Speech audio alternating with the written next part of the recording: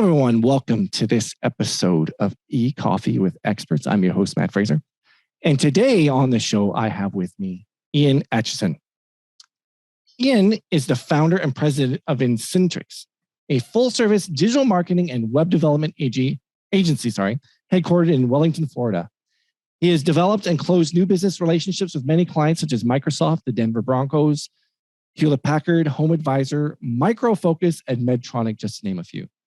A seasoned practitioner with over 18 plus years of experience, Ian has a deep understanding of what it takes to create successful advertising, analytics, branding, digital marketing, e-commerce, graphic design, interactive media strategy, and web solutions. This wealth of knowledge has resulted in over $50 million in attributed client revenue. When not wearing his marketing cap, Ian enjoys spending family time with his wife and 6 kids. Ian, welcome to the show. Pleasure to have you here. Yeah, thanks a lot, Matt. Really appreciate the opportunity to talk with you and your guests. And really, I'm enjoying the opportunity here. So thanks a lot for your time. Yeah, so thank you. No, it's awesome. So I was looking at your website in my research, and I was noticing that you talk about direct response marketing. And so I decided that maybe we could talk about how small businesses can boost lead sales and revenue using some of the proven direct response marketing strategies. So for some people who are listening, you and I have an idea of what direct response marketing is. But could you define it for me, for our listeners? Yeah. So, direct response marketing, I think from a traditional, we'll call it old school perspective, traditionally, a lot of things with marketing, direct response was basically mailing somebody a letter and having them respond back with a check, right? So this would be like, kind of like the Sears catalog or, sign up now, or like those old school, cassette tapes, and you got the little stamps and you kind of stuck them on, what cassettes and, music you wanted, and then you wrote your check and you mailed it back, and that was a direct response, right? And that was genius, by the way, for a few reasons. But really, I think the direct response has evolved, especially with our fast-paced digital world that we live in. Yeah. And I would say anything that's marketers are wanting a response from is what we consider a direct response in a global kind of perspective, right? Now, from a sales, with a sales hat, that direct response is in the form of a sales or, an opportunity, right? So it could be like buy now, check out here, but could also be, like set up an appointment, hey, we'll come back, we'll come by your house for a free estimate on your roof, or, something like that, right? It's basically a response to get a sale, right? Absolutely. There are other things that can generate a response that are not sales, direct sales oriented. So for instance, if I'm, just wanting to gain some momentum with a campaign, maybe it's a new like Avengers movie that's going to be coming out or something like that, but it's like 2 years out. And so I'm just trying to gather, some interest and some buzz. And so maybe I can get them to, jump to a website, for a sneak preview behind the scenes or something like that, right? So that's just sort of but now, I'm tracking that. I'm hopefully getting them to sign up, for exclusive offers and merchandise ahead of time, right? And so I'm planting seeds with that, right? So there's a lot of different, ways to kind of initiate a response out of somebody. But the direct part is the key, right? It's a one-to-one. I want you, Mr. Customer, to respond to me directly, right? So that's what makes it a little bit more powerful. And because, we're sort of tracking everything nowadays with analytics and things, the direct part has a lot more weight than maybe what it did before. Do you think there's any key components to a direct response offer as opposed to traditional advertising? Yeah. Well, I think in this kind of good, in my view, it's really a little bit more of a universal thing, because I think this goes into everything, like with, it could be like an e-commerce site to, software, as a service, or, anything where you're selling anything, you're wanting a direct response, right? Like you're trying to initiate a logical and emotional response to initiate an action out of someone's brain, right? And so there's a lot of ways to do this, but I think the big first one for me, and this kind of comes from my branding background, and I like to do with clients a lot, is to really understand who your target audience is. Who is your ideal customer, right? And this kind of gets overlooked a lot, but this is really big in the psychology of like getting a response from somebody, right? Like if I know, everything about my ideal customer, then I can craft the right offer and message for the greatest possible outcome on the response, right? And so I really want to know who they are, right? Are these these soccer moms, or are they post-COVID, like, they're kind of been hanging around, they're antsy, stuck in their house all day kind of folks. Well, then, my camping offer, might be more enticing because they've been, trapped in a house for 2 years, right? So like, what do they care about, and what is their major pain points going on with them right now, right? We have a shifting economy, with all the COVID stuff, but now like, all the other economic uncertainty, right? So, is there fear in their mind about spending any money right now, or, doing this or that, right? And so knowing this really tweaks the messaging around what my offer, the imagery around it, right? If I know I'm worried, someone's, going to spend a little extra money on something, then the value has to be really there for them to risk it, right? Where if they have plenty of money, then then it's a little different story, right? And so what is that real problem that my product or service is trying to solve for them? And if I nail that up front, then everything becomes easier, right? So I think that's probably the first one with any kind of direct response that is really important to nail. The other one is understanding the method of how you're getting your traffic to have people look at your offer. So these existing customers that you're sending them an offer to, well, that's somebody that's already heard of you, and therefore that messaging and the imagery and everything else, is based around maybe some level of trust already, right? So that's a totally different scenario than in talking to somebody that you've never talked to before, who's never heard of you. Also, how big is your company? So a small business doesn't have that brand weight. So anything that, like, hey, check out XYZ Corporation. Well, I've never heard of you. So now I have to work harder in my messaging, or try to get, something enticing for people to believe me, right? And like, should I open this piece of mail? Should I open this email? Should I click on this ad? Should I open, hey, that YouTube video was kind of funny. Like, maybe this is worth my time, right? But if there's no track record there's nothing that's, kind of going on, then it's a little different approach. And so that's the other thing is like, if I'm, super busy, ultra run around, busy mom, right? Then I probably don't have time to read this big letter in the mail that's coming in, right? I don't care how amazing it is. I gotta get dinner on the table. I just picked up my kids from soccer, So like me reading this 3-page, well-crafted letter in the mail, or even an email or something, might not work for me. So therefore that method of how you're gathering that traffic, or where that traffic is coming from, is a key component, the delivery mechanism, I guess you could say. So we might know our customer, but how are we going to get them the message that we want to craft, I think is also a big factor in a campaign being successful. And then the other one is the offer itself, right? So I think there's 3 components to any great offer for a direct response. One is the hook. All right. So the hook, or kind of, what gets them to, stop and pay attention. Right. And so, a lot of perfume ads or cologne, right? You got the beautiful model and, they're slinking across the dance floor or something like that. Well, that's very eye catching. So it's stopping me and making me pay attention. Right.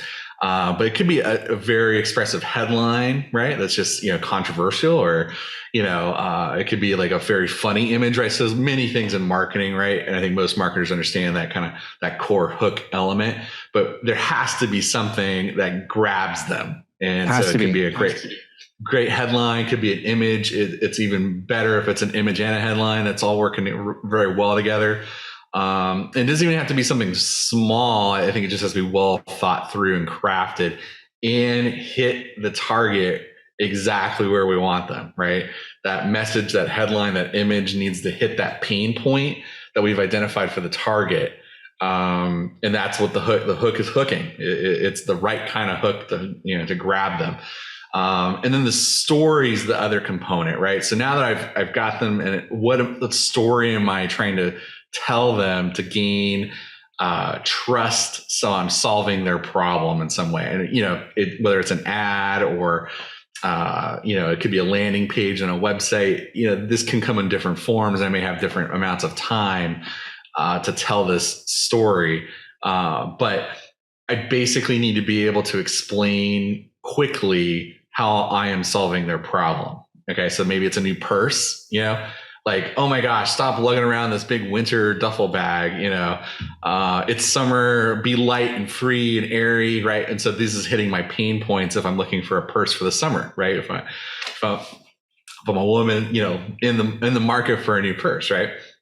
And so I'm solving a problem very quickly. And so that could be with the image of the product. It could be, just with a couple sentences or a couple words. But then the other one, I think that most, especially small businesses, don't quite understand is creating a irresistible offer. All right.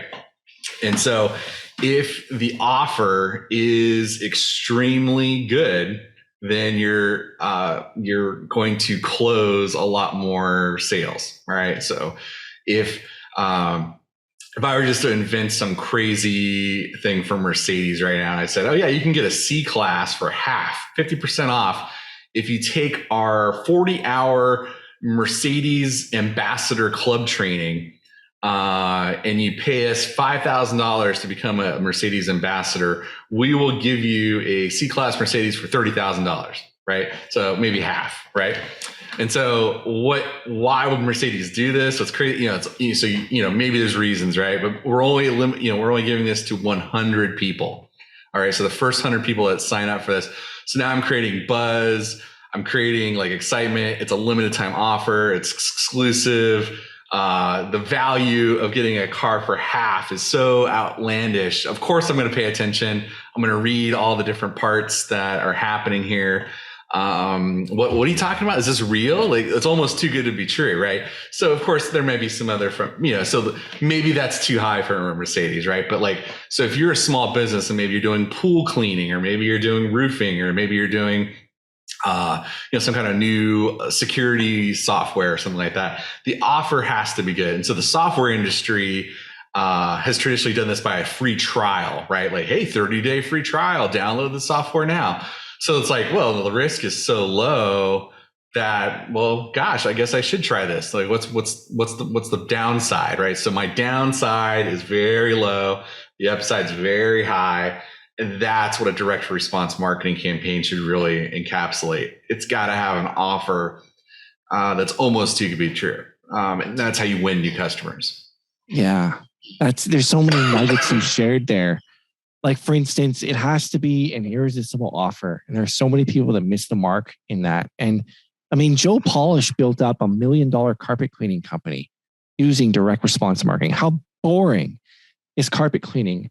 And yet it gave him an advantage because it lowered his advertising costs and increased his response and increased his leads and so on and so forth. And you touched on some things there that I just want to make note of. Like, for instance, it has to have a strong offer, a strong headline, getting your messaging down pat. And you also touched on something about it should be limited in quantity and limited in the amount of time the offer is available. Yep. And those are some strong components, right, that you just mentioned there. I think there's 4 of them: a personalized offer, clear and compelling content, a sense of urgency, an irresistible call to action, and a deadline. And if people could just apply those things, I think, especially for small businesses, because you made a very valid point, that businesses can't afford branding. Like, they don't have the luxury of being in business like Coca-Cola for so many years and people identifying with them. And it's interesting, like you mentioned something that most people think that direct response marketing is just mailers, like the old mail, like sending something in the mail. But the internet has really changed it to where direct response marketing can be implemented everywhere. Like landing pages, for instance, wouldn't you say? Like you have an irresistible offer with a headline. Yeah. No, especially like with existing customer bases, right? So if you, I would say that's the other thing, beat the bushes in your own backyard if you're looking for more sales, right? So your existing customer base, almost, 80-90% of my small business clients, don't keep a real good record of their customers, right? It's like they start it and they kind of get it going, and and so especially like if I'm in the trades, right? It's like the AC repairman, or they're out in the field, they're running their business. And, God bless them, they're very good at what they do. But the last thing they want to do is go update their customers in a database at night at, 9:00 at night. And so they don't really have a list, right? So now with, I think, automated marketing, and when these leads are coming in from their website, and that's automatically filtering, and going into a CRM. And now I can, offer my customer base, I can send them out an email and say, hey, you know what? You should be getting your sprinklers winterized. It's that time of year. Here's my calendar, set up an appointment now, or here's the early bird special just for my customers, And so now there's an exclusivity factor. And so that thing's going to sell itself, right? It's a no brainer. And so he doesn't have to go now advertise or hope and pray. Now he's probably got 50%, sign up and fill up rate just with his existing base. Right. And so I think that's part of what, like, a direct response, like you can offer new products to your customers and just test that out. Like, so you can send them out a quick survey. That's a direct response, right? Of these 3 new services we're thinking about offering, we're not sure if we're going to actually do it, but of the 3 here, which would you be most interested in? Boom. Well, now I know, my existing base of customers that have already chosen me and my brand are preferring, product or service number 2. Well, okay. Well, that's what we should do. Like, I didn't have to go pay $10,000 in market research or open up a focus group or something like that. I just asked my customers and, it's done. So there's other ways for direct response marketing to be actually marketing, right? That's not necessarily a direct sale. It can still be very helpful information to create other sales. What about the use of lead magnets, like, free reports? I mean, Dan Kennedy, you and I have talked about it. He's like, I think people would consider him the father of at least one of anyway, Ogilvy or whoever, going back all the way. But he definitely made direct marketing, response marketing popular, and has impacted lots of people. One of the things he talks about is using lead magnets in the sense of free reports. He's always talking about, and I've seen lawyers do this. There's a law firm I stumble upon every now and then I stumble upon a really good small business website or something like that I'm like, yep, they're doing direct response marketing. I bet you they're making money. And they've created individualized lead magnets, free reports based on which service they offer, targeted at a specific customer that you had mentioned, knowing your audience. How valuable do you think that is for businesses to invest the kind of resources into developing something like that? Yeah, no, it's a big change in the way things are done, because I think the early days, you'd slap up a form, sign up for our newsletter, right? And people are just like, oh, okay, great, but nobody wants to give away their email anymore. They're getting hit by spam all the time, so they really they either have to buy something and then you got their email. But if they're not ready to buy, which could maybe I'm looking to get a new pool or something like that. Well, that's a big investment. So I don't know if I'm convinced with your company. So why would I give you my email, right? Exactly. But like what you're saying, if there was the 20 things to consider before you ever talk to a pool guy, right? And download our expose. Right. That's what I'm talking about. Right? Yeah, absolutely. Yeah. And so well, that sounds interesting. Like, I'm in the market for a pool. And why would I not want the 20 things I need to ask a pool guy, before I even talk to him? That's okay. Well, maybe that's worth my email. So I put that email in and now I'm getting something of value back. Here again is irresistible offer, right? So I am getting something of value that's, free, but could save me thousands of dollars on my my new pool. Maybe there's things that are just too expensive and dumb, that I don't want for my pool. And so, but, I would be talked into by an evil sales person in the neighborhood, right? And so, and that's what I mean, like the more high value the ticket item is, right? So this could be a software as a service contract, think of like a Salesforce or something, where it's thousands of dollars, for different licenses for a team of people maybe.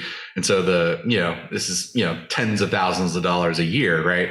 So now, these decisions start carrying a lot more weight, right? So I think understanding, am I selling things on volume, or am I selling things, are these high ticket items that I'm trying to sell? And so the tactics do change, based on those ideas, right? And so anything that takes a little bit longer to decide on tends to need multiple points of contact. And so that's where a direct response is not always, I might not be able to sign up, for something like it's college season, kind of right now, like with a lot of, people, school just got out and stuff like that. And so they've accepted their letters and things like that. Well, how do the college, get and recruit that person? That's a whole game now by itself. But in the old days, you kind of got sent a brochure and maybe talk to the counselor and saw the catalog, right? And that was kind of it, right? And so, I'm signing up to go to a school in a totally different state based on a brochure and a form, right? And so in a way, that's totally, going to change the rest of my life, right? And so people do it, right? Like, oh, those forms don't work, or no, they've been around for a long time. People, people are kind of over all that, right? They will sign up for whatever. You just need to entice them. The offer has to be there. This college is going to totally transform and change your life. You should come here. Oh, okay. Where do I sign? Right? It's not. It can be about anything. And the other thing I think that doesn't get talked about a little bit, but it's still in the category, would be those late night TV ads that are a little less seen thanks to streaming and all that. Like the Ginsu knives and all that stuff. Like that's a perfect example of direct response, right? So like I'm seeing something, I have all the information I want about the Ginsu knife and how it slices through cans and cuts a tomato all in one swoop, right? And now for the low price. Just because I'm here watching this at 11 o'clock at night, I can get 2 Ginsu knives for $20, right? And so that irresistible offer, I got everything I need to know. I have never even heard of a Ginsu knife before I was watching this commercial. And now I can get it right now just by calling this number, right? Yeah. So, not everything has to be overly complicated. And so I will say that sometimes the best thing is just, quick and easy and painless. But it's that pain point, I think, in addressing their problem. And that's what, if you remember those Ginsu commercials, they're always showing like people not cutting anything, right? Like, oh, my knife doesn't cut. And so they're demonstrating that problem, right? So you have to remind them. And so depending on the method that you're trying to advertise with, then you need to remind people of that problem. I think it helps a lot. I'm glad you shared that. And so people think, though, in my experience, people think that type of marketing is gimmicky and dumb and doesn't work and so on and so forth. But it does work. And they think that it only applies to those things. But yet I think personally, I just want to, excuse me, I'd like your thoughts on this. Like, for instance, direct response marketing, I just mentioned, you mentioned a pool company giving a free report.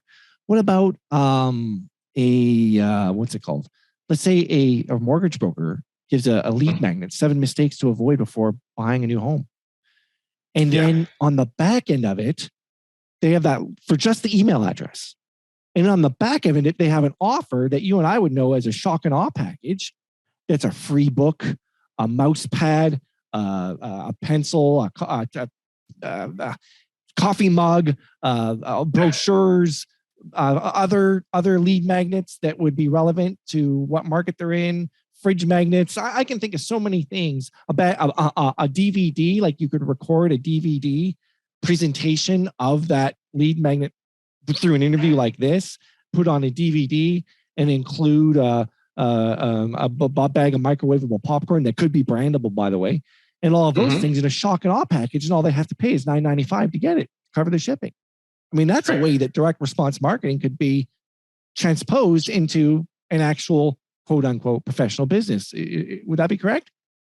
Yeah, correct. Yeah. So it's all about, and then obviously A/B testing your offer, right? So, maybe, you got the free popcorn and the mug in one offer, and then the other one's the DVD, and you see which one got better responses, right?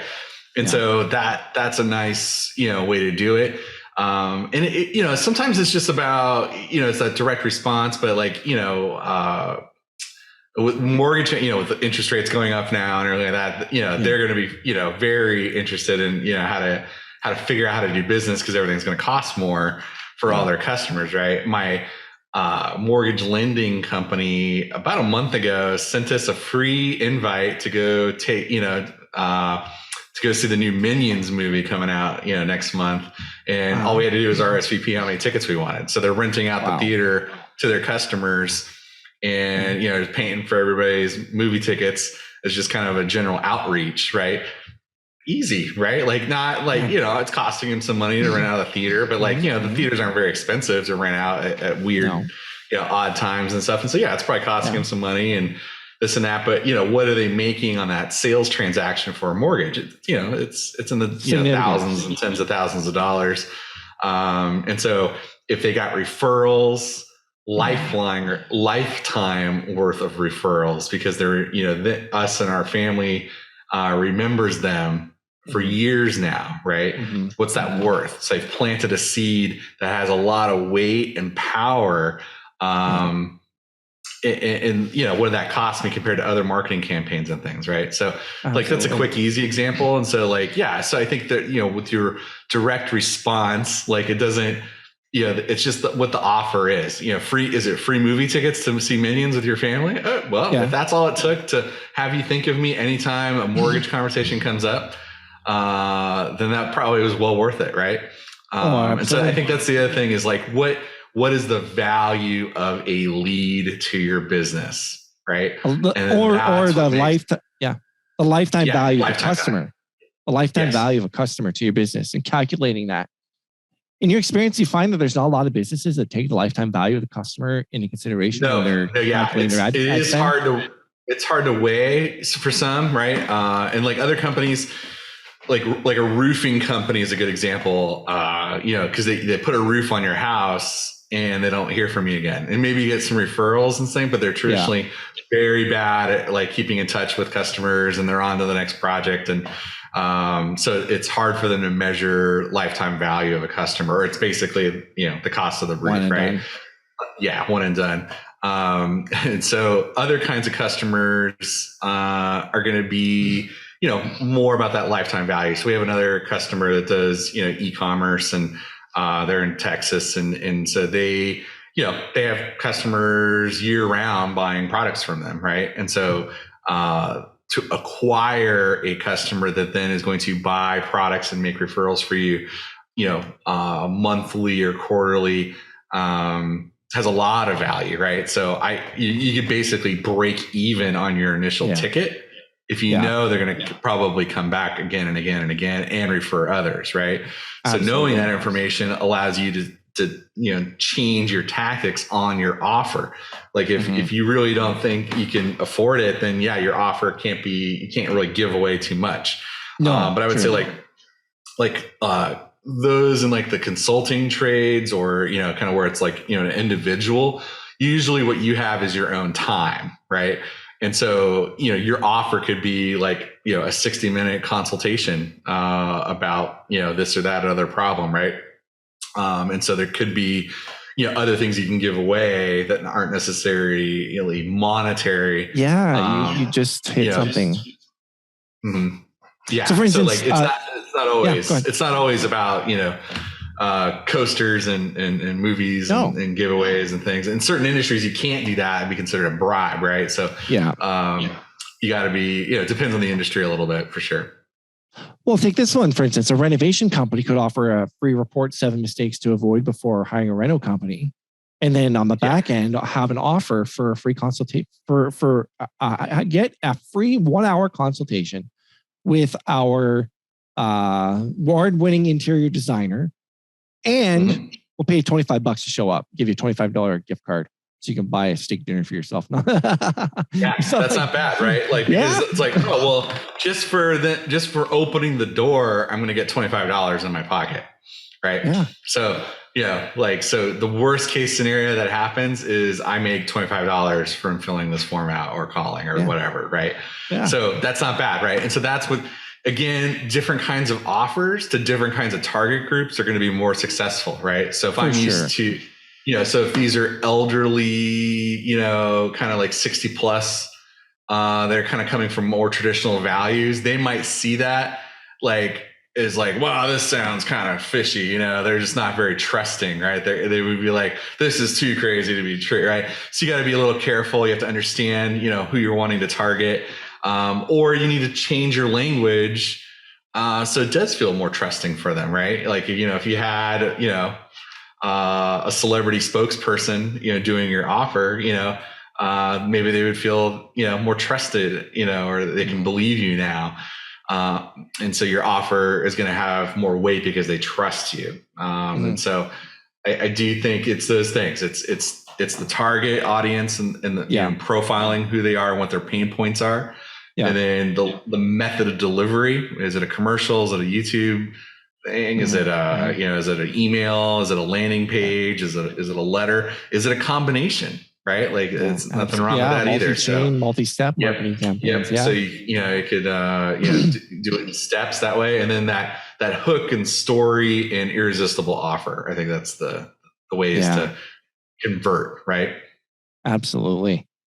Hey, is there any products or certain products or services that are better suited for direct response marketing campaigns? I would say things that are a little. It depends a little bit, right? Like if it's something like fantastically, amazingly new, okay?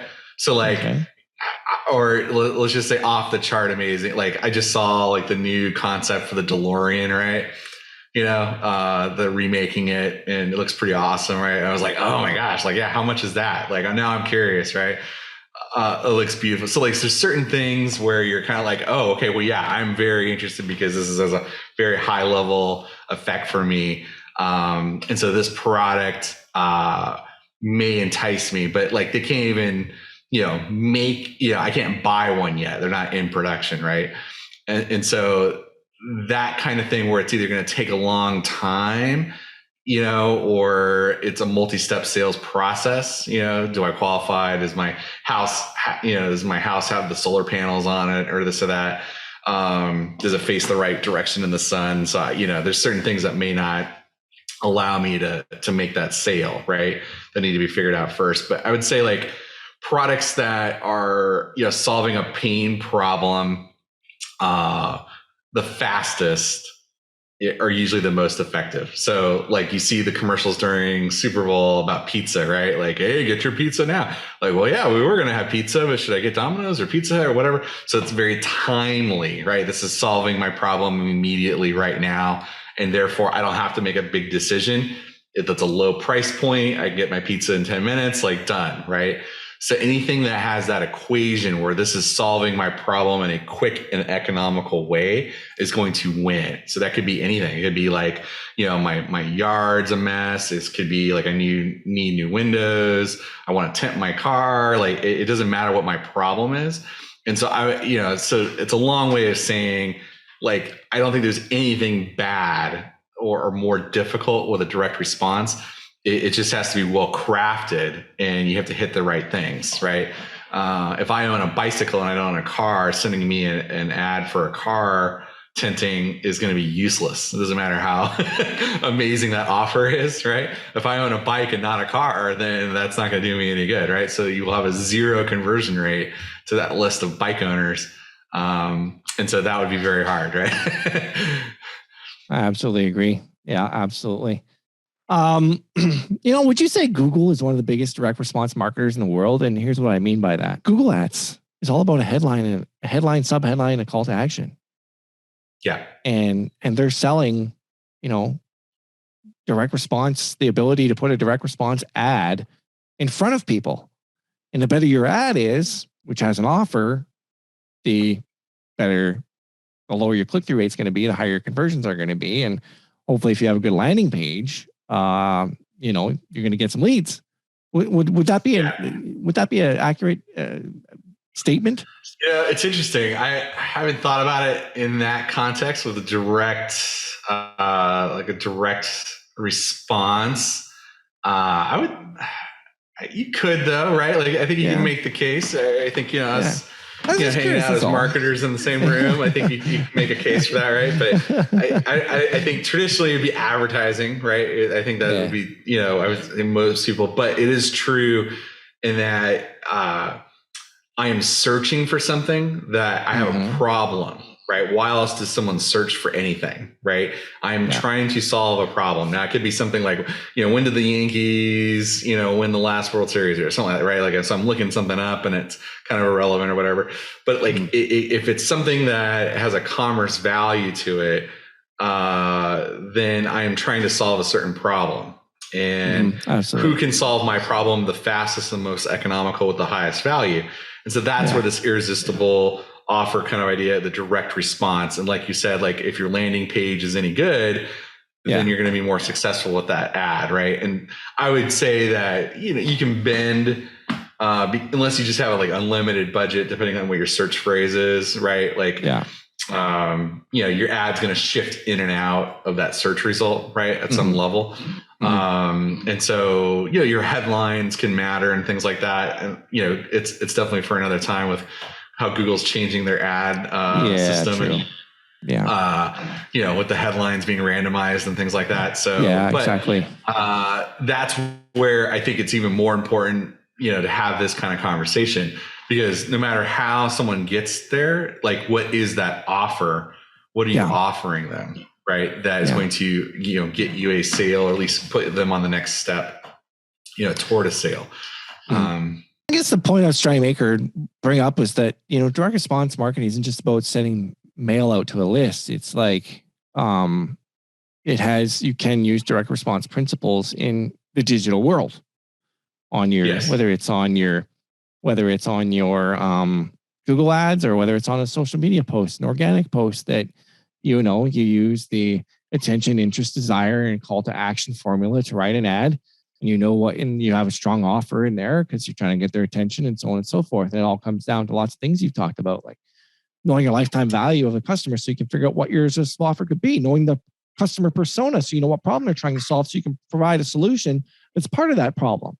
And I think that is one of the things, like we were talking about a little bit earlier, was I think the days of the website, kind of having this traditional approach is sort of evolving, right? So like imagine me being able to create 3 different ads targeting three slightly different personas that are my customers, right? And so maybe one ad is a little bit more soccer mom, another one's more soccer dad, and the other one's a little bit more like, after school, grandparent kind of help, right? Active, and so how would I write that ad differently? But now I can send it to 3 different landing pages with 3 slightly different offers based on that target, right? They're all still my customers. As the business owner, I'm still getting all this, all these leads, and that's what I'm after. But can my conversion rates be slanted and improved just by opening it up a little bit to the different possibilities that there are different kinds of customers that might be interested, right? And then, I can do A/B tests on all 3. I can see which ones are doing better. I might figure out that soccer dads are outperforming soccer moms by 2 to 1. Okay, well, then I can stop spending money on this ad. And this other ad, I can just kind of, put it on the warm burner. And I can put all my dollars toward the soccer dads. Like, I don't know why it's winning, but it is, right? And so now I've learned something that my competitors probably have not figured out, right? So that is a tremendous, huge advantage, right? In a small business marketplace, especially. Absolutely. If I can have an insider knowledge just by a little bit of experimentation and thinking things through, I can start printing my own money with that formula, right? That's what you're after. You're after an engine that self-perpetuates, and that's what advertising and marketing is all doing for you. Absolutely. Hey, do you have any other tips or advice for small businesses looking to run successful direct response marketing campaigns besides what you've already shared? I would say, I think a lot of business owners, get a little nervous and things, but I would say the ones that are, I don't think you have to be overly aggressive, but it's like playing the lottery a little bit. You got to play to win, right? So if you do nothing, then nothing will change. Nothing will happen. Right? That will definitely happen.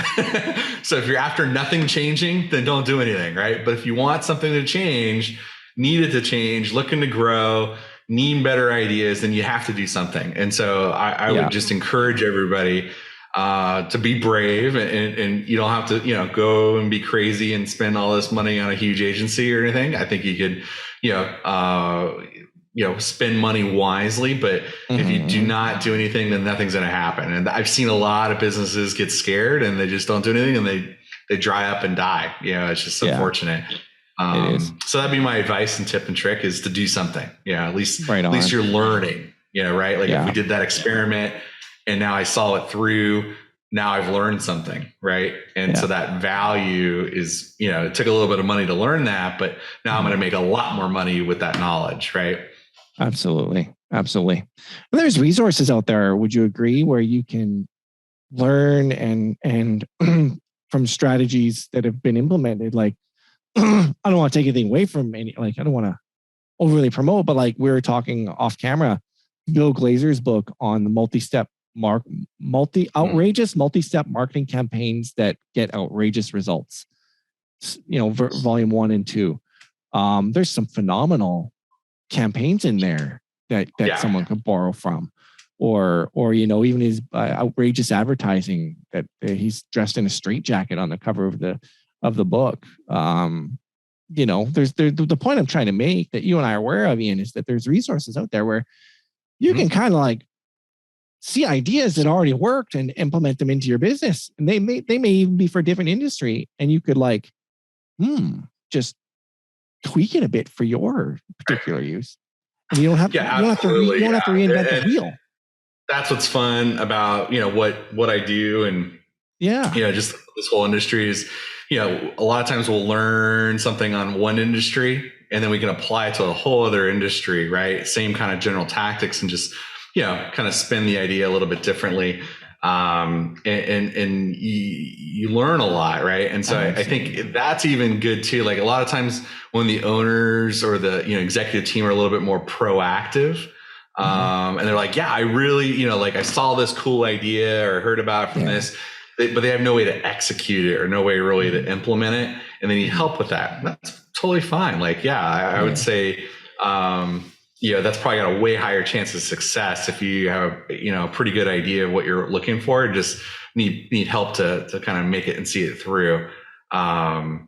It's really a relationship with your marketing firm is something it's more symbiotic, or it's a mutual relationship, because if I can't make you money, you're not going to pay me any money to do what I do. Exactly. And so I have to figure out ways to make you money, or else you're going to stop paying me. Right. So, I think once business owners kind of understand that, then they're like, oh, okay. Yeah.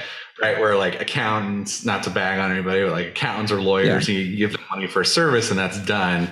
And maybe they can keep you out of trouble and save you money, out of court, and save you money, from taxes and things like that. Yeah. That's a little different, right? So marketers are, trying to think about how to make you money, right? Yeah, absolutely. That's amazing. We're thinking that's all we do is think about how to make people money, if not ourselves, our clients. So, there's been so many key.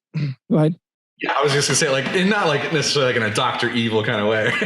No, yeah. Like, ooh, money, like at least I'm not that way, but like I'm thinking about it as like a problem to solve, right? Like, okay, well, obviously, we need to make money, maybe it's increasing revenues 10%, or, maybe it's, launching a new product. Like, in order for this product to exist, it has to be sold. Therefore you're making money. So how do we make that happen? Right. Absolutely. So it's logical, it's fun, money's fun. Always a little emotional, I guess, but it's more about, I think that's the other thing that's maybe changing a little bit is it's the data at our fingertips. Like everybody likes the really cool, like campaign and flashy, like, ooh, wow, that ad was amazing, or like the Super Bowl ads and things like that. But, like once they're done or you kind of forget about them, then it's like, what have you done for me lately? Right. And so I think these direct response type of tactics where you're going at, you're able to repeat it time and time again at a consistent basis. Evergreen. Right.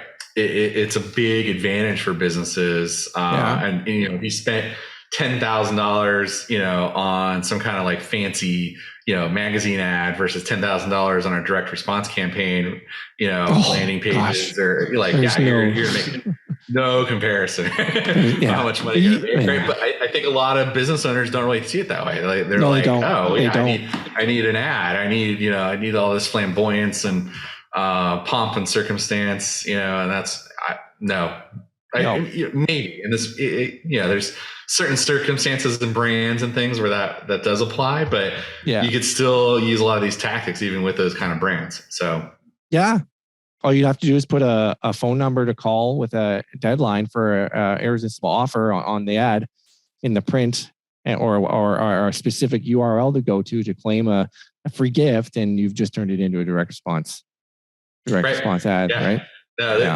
I think the other thing that I would just like to encourage other marketers, but other businesses would be just, to be thinking out of the box. I think like one of my, I have a story from an old client, and they did education, lead outsourcing, like via,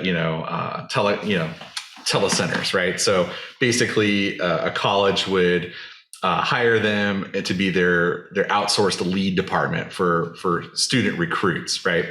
And so what we did was to get people to like look at their letter or their email is we actually got a crumpled up lead piece of paper, balled it up, put it in a little tube, like a little plastic tube, and then made like a little insert and stuck it on top of the ball of paper. And we mailed the whole thing in a little box, FedExed them all, went out to like probably 100 different colleges. And so you're gonna, the administrator, whoever's in charge of the marketing over there is going to get this box. So of course they're going to open it. And so they get this lead, and it's basically like, oh yeah, you're throwing your leads away. Like you should be hiring us, was the nutshell of the campaign. So here's this little ball of trash. So literally we're mailing them trash, so 100% open rate, right? So the conversion, the opportunities and leads that came from that campaign were high, right? And so it's not always about, like, oh yeah, we need to get this to 1 million people or else, or, sometimes it's just kind of a bold, smart idea executed well. And that's all you need. Absolutely. Hey, how can our listeners connect with you online?